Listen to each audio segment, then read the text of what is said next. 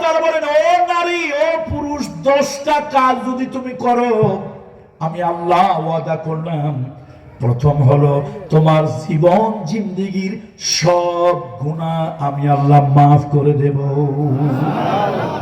আল্লাহর ওয়াদা সত্য না মিথ্যা? ওয়াদাল্লাহি হক।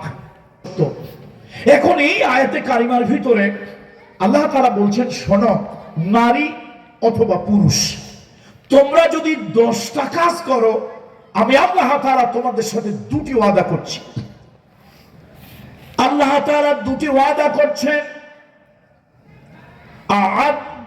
আ'আদাল্লাহু লাহুম মাগফিরাতান ওয়া আজরান আযীমা।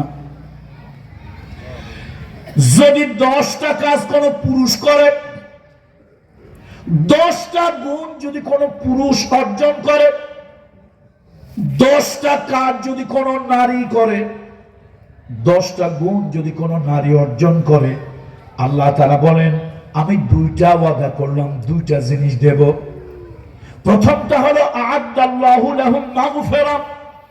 আল্লাহ তাআলা বলেন, ও নারী ও পুরুষ, 10টা কাজ যদি তুমি করো, আমি আল্লাহ ওয়াদা করলাম, প্রথম হলো তোমার জীবন জিন্দেগীর সব গুনাহ আমি আল্লাহ মাফ করে দেব।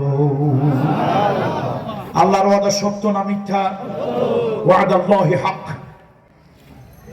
এবার শোনো, শুধু আমি কি তোমাকে মাফ করে দেব, ক্ষমা করে দেব এমনটি নয়, ওয়া আজরান আযীমা, উত্তম পুরস্কার, উত্তম প্রতিদান আমি আল্লাহ তাআলা তোমাকে দান করব।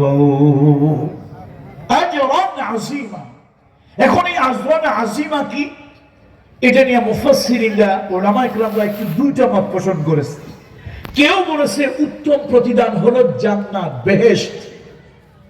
আর কোন কোন উলামায়ে কেরামরা মুফাসসিরিনরা বলেছেন না, বেহেশতই উত্তম পুরস্কার নয়, বেহেশতের থেকেও বড় পুরস্কার হলো জান্নাতে আল্লাহর সাথে দিদার হয়ে যাওয়া, দেখা হয়ে যাওয়া।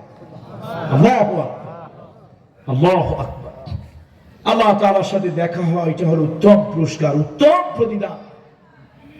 তাহলে 10টা কাজ যদি মহিলা করে, 10টা কাজ যদি পুরুষ করে, ওই প্যান্ডেলের বাহিরে মা বোনরা যারা আছে, কলিজার টুকরা মেয়েরা যারা আছে, তারা যদি 10টা কাজ করে, আমরা এখানে যারা আসি, আমরা যদি 10টা কাজ করি, তো আল্লাহ কয়টা কাজ করবেন?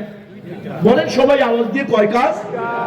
একটি হলো প্রথম, আমাদের জীবন চলার বাকি কোন ভুল ত্রুটি, গুনাহ খাতা, এটা যদি হয়ে যায়, তো আল্লাহ তাআলা আমাদেরকে কি করবেন? মাফ করে দেবেন, ক্ষমা করে দেবেন। আর এই ক্ষমা করে পরকালে আল্লাহ তাআলা বেহেশত দেবেন। তার থেকেও বড় কিছু, ওই বেহেশতের ভিতরে আল্লাহ তাআলা আমাদের সাথে দেখা করবেন। আল্লাহু আকবার, আল্লাহু আকবার।